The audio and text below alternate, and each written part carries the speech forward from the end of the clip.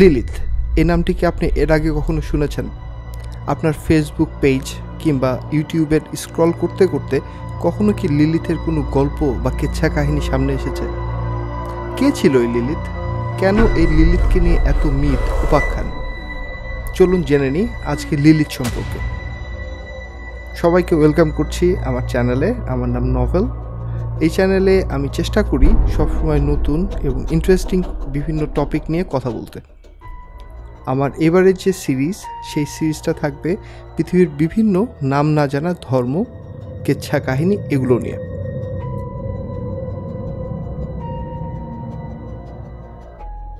আজকে আমরা গল্প করব অ্যাব্রাহামিক রিলিজিয়ান বা সেমিটিক ধর্মের একটি শুরুর দিককার যেই কেচ্ছা কাহিনী আছে সেখান থেকে, বিশেষ করে ইহুদি উপকথা বা রূপকথা থেকে।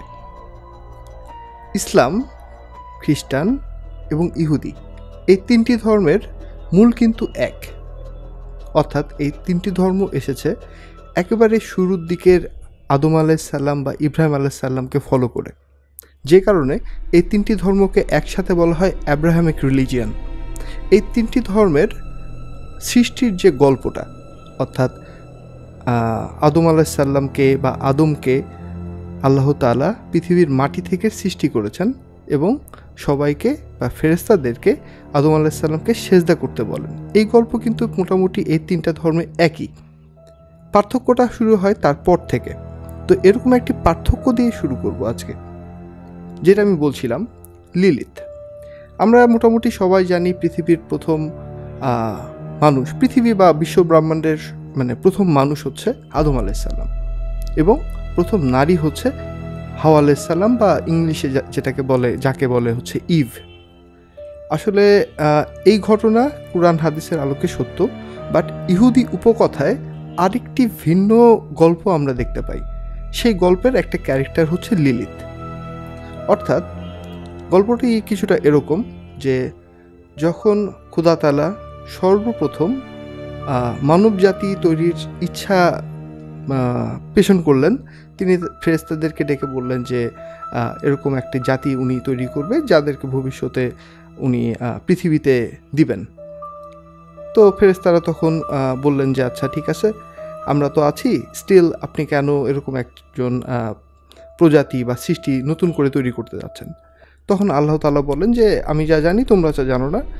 তো তারপরে পৃথিবী থেকে ফেরেশতারা মাটি নিয়ে আসে, মাটি দিয়ে একটা মূর্তি তৈরি করা হয়, পরে ফুৎকার দেওয়া হয়। এই গল্প আমরা জানি, বাট এখানে একটা ছোট একটা গ্যাপ আছে বা পার্থক্য আছে, যেটা ইহুদি উপকথায় আছে বাট অন্য ধর্মগুলোর মেইন যে কিতাবসমূহ আছে সেখানে নাই। সেটা হচ্ছে যে আদম আলাইসাল্লামকে সৃষ্টি করার সময়, পৃথিবীর মাটি থেকে সৃষ্টি করার সময় আরেকজন মানুষকেও তৈরি করা হয়। আমি মানুষ এই জন্য বলছি বিকজ তখনও লিঙ্গ আসলে পুরোপুরিভাবে নির্ধারণ করা হয়নি। তো সেই মানুষ বা মানুষী বা মানবীকে বলা হচ্ছে লিলিথ। অর্থাৎ আদম আলাইসাল্লাম এবং লিলিথকে একই মাটি থেকে একই সময় সৃষ্টি করা হয় এবং সৃষ্টি করার পরে তাদের দুজনকেই বেহেশতের ভিতরে রাখা হয়। তো তারা ঘোরাফেরা করছিল, একে অন্যের সহচর্য ছিল, বাট সমস্যাটা বাঁধলো যখন এখানে আমি একটু ওয়ার্নিং দিয়ে রাখি যে এটা আমি বলছি সম্পূর্ণ ইহুদি উপকথা অনুযায়ী, সো কেউ ধর্মীয়ভাবে ব্যাপারটাকে পার্সোনালি নেবেন না। তো ইহুদি উপকথায় যেটা আছে যে যখন আদম লিলিথের উপরে যেতে চাইল, এখানে সম্ভবত সহবাসের বিষয়টি আসে যে যখন আদম লিলিথের উপরে আসতে চাইলেন তখন লিলিথ সেটা প্রত্যাখ্যান করলেন। অর্থাৎ লিলিথ দাবি করছিলেন যে আদম কেন উপরে থাকবে, যেহেতু লিলিথ সবসময় মনে করতেন যে লিলিথ এবং আদম ওনারা দুজনই ইকুয়াল, অর্থাৎ সমান। তো এই জায়গা থেকে লিলিথ আদমের এই উপরে আসাটা পছন্দ করলেন না বা স্বীকৃতি জানালেন না।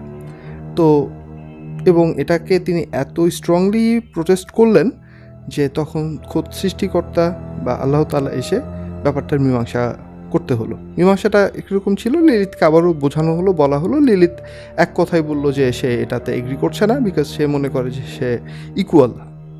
তো যে কারণে আদমকে তার উপরে সে কখনোই আসীন হইতে দিবে না। তো এরকম একটা যখন প্রেক্ষাপট তৈরি হলো, তখন লিলিতকে অভিসম্পাত করা হলো। সৃষ্টিকর্তা আল্লাহ তাআলা বেহেশত থেকে তাকে বিতাড়িত করে দিলেন। তাকে বিভিন্ন ডেমন, ডেভিল, শয়তান এদের মা ঘোষণা করা হলো। রাতের যেরকম বিভিন্ন ইহুদি উপকথায় এসেছে যে নিশাচারী যারা, নিশাচারীদের মা, বা নিশাচারী বলতে এখানে মূলত মিন করা হচ্ছে যে যারা খারাপ কিছু আছে, অর্থাৎ ডেভিল, উইচ, ডাইনি, এই জাতীয় তকমা যারা আছে, যে সত্তাগুলো আছে, এদের মা হিসেবে কল্পনা করা হচ্ছে, বা এদের মা হিসেবে তাকে লিলিতকে ঘোষণা করা হচ্ছে। তো দেন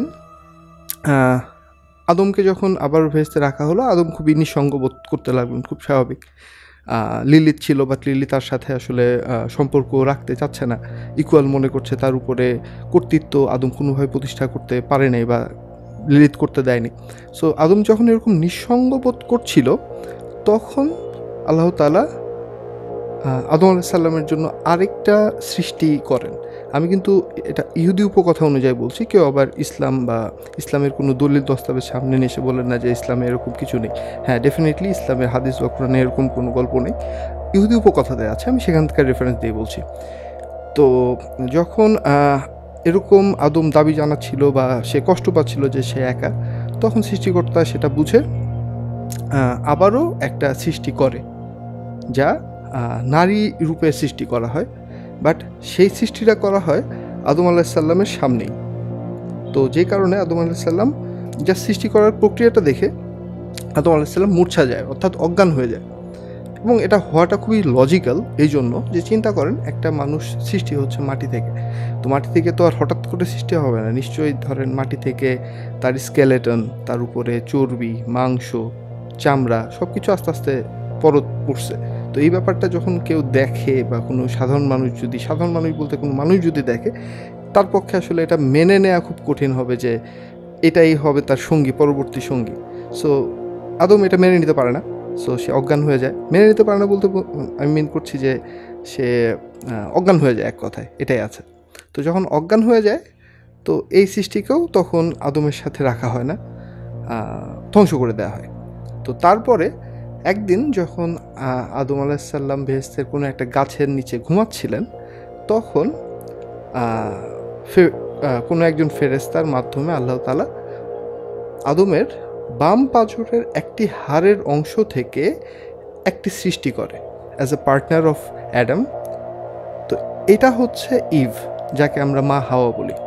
যে কারণে এই জায়গা থেকে কিন্তু দেখেন ইহুদি উপকথার ওই অংশটুকু ইসলাম বা খ্রিস্টানিটির ভিতরে না থাকলেও এই অংশটুকু কিন্তু আছে যে পুরুষের বা আদমের বাম পাঁজরের একটি হাড়ের অংশ থেকে মা হাওয়াকে সৃষ্টি করা হয়েছে। এটা আবার উপকথাতেও আছে, আমাদের বিভিন্ন ধর্মকিতাবসমূহ বা হাদিসেও আছে। তো দেন সৃষ্টি করা হয়, এবং যেহেতু ইভ বা মা হাওয়াকে আদমের দেহের একটা অংশ থেকে সৃষ্টি করা হয়, যে কারণে ইভ বা মা হাওয়ার আদমের বশ্যতা স্বীকার করতে কোনো সমস্যা থাকে না। মানে ব্যাপারটা এরকম, বশ্যতা বলতে মানে নেগেটিভ সেন্সে নেওয়ার কিছু নেই। বশ্যতা বলতে মিন করছি যে ধরেন এটা আমার একটা হাত, হ্যাঁ, আমার হাত আমার উপরে আছে না নিচে আছে এটা কিন্তু কোনো ম্যাটার করে না, বিকজ এই হাতটা আমার হাত। তো আদম এবং হাওয়া তারা এরকম মনে করতেন, বিশেষ করে মা হাওয়া মনে করতেন এরকম যে যেহেতু উনি আদমেরই একটা অংশ, সো এখানে আসলে উপরে নিচে কোনো বিষয় নাই। তো তারপর থেকে তারা সুখে শান্তিতে আসলে জান্নাতে থাকে। এবং লিলিতের কি হলো, লিলিতকে বিতাড়িত করা হলো, যেটা একটু আগে বললাম, শয়তানের মা হিসেবে। তো লিলিত তারপর থেকে বিভিন্ন জায়গায় মানে শয়তানি কাজ শুরু করে। উপকথাতে আছে এরকম যে কোথাও যদি ডাইনি বিদ্যার প্র্যাকটিস হয়, সেখানে লিলিত উপস্থিত থাকে। যখন কোনো সন্তান ভ্রূণ অবস্থায় মারা যায়, সেখানেও লিলিতের একটা হাত থাকে। বা বলা যায় স্লিপ প্যারালাইসিস যে বিষয়টা আছে, অনেকে ফিল করেছেন। স্লিপ প্যারালাইসিসের মূল যেই ব্যাপারটা বা যার কারণে হয়, এটাও অনেক ক্ষেত্রে লিলিথের কারণে হয়, এরকম কিছু জায়গায় রেফারেন্স আছে। তো এরকম এক কথায় যদি বলা যায় যে লিলিথকে এক কথায় তখন থেকে বা উপকথায় ডেমনিক একটা ফিমেল এন্টিটি হিসেবে দেখা হইতো বা হয় এখনও। তো এই ছিল মোটামুটি লিলিতের গল্প। এখানে আমি একটা বিষয় একটু মানে ক্লিয়ার করে রাখি, সেটা হচ্ছে যে ইসলামে, হাদিস বা কোরআনে লিলিত সম্পর্কে কিছু বলা হয়নি। খ্রিস্টানিটির বাইবেলে কিছুটা আছে লিলিত সম্পর্কে, খুব হালকা আছে। ইহুদি উপকথায় ডিটেল গল্পটা আছে। আপনারা যাদের ইন্টারেস্ট বেশি তারা, আমি ডেসক্রিপশন বক্সে কিছু লিঙ্ক দিব, তারা একটু বিস্তারিত পড়তে পারেন। তো মোটামুটি এই ছিল লিলিতের ঘটনা। লিলিতের ঘটনা থেকে আমরা পজিটিভ নেগেটিভ অনেক কিছুই আসলে পাই। আমি যদি শিক্ষাগুলো বলি, 1 নম্বর শিক্ষা যে আসলে গড যেটা আসলে বলেছে সেটা মেনে চলাটাই আসলে কিছু ক্ষেত্রে উত্তম, কোশ্চেন না করে। আর এখান থেকে আরেকটা আই উড সে যে একটা নেগেটিভ শিক্ষা হয়তো আমরা পাইতে পারি, যে ইকুয়ালিটি বিষয়টা আসলে এরকম যে যদি আসলে অন্যায্যভাবে ইকুয়ালিটি দাবি করা হয়, ইন দ্যাট কেস বিতাড়িত হতে হয়।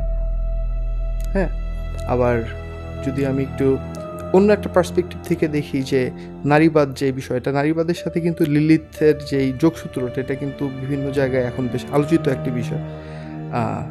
অনেক দেশে নারীবাদের যেই আইডেন্টিটি বা যেই সিম্বল, সেটা কিন্তু লিলিথকে as a symbol of feminism দেখা হয়।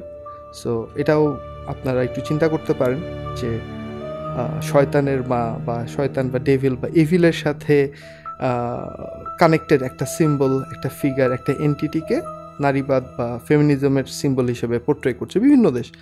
সো এটা রাইট নাকি রং, এটা আপনারা ডিসাইড করবেন, কমেন্ট বক্সে জানাতে পারেন যে এটা রাইট নাকি রং। সো এই ছিল মোটামুটি আজকের ভিডিও। যদি ভালো লাগে সবাইকে অনুরোধ করবো, আমার চ্যানেলটা অনেক নতুন, আপনারা শেয়ার করতে পারেন, কমেন্ট করে আপনার মতামত জানাতে পারেন যে এরকম ভিডিও আপনি আরও দেখতে চান কি না। যদি চান আমি এরকম ধর্মভিত্তিক আরও কিছু ভিডিও বানাইতে চাই।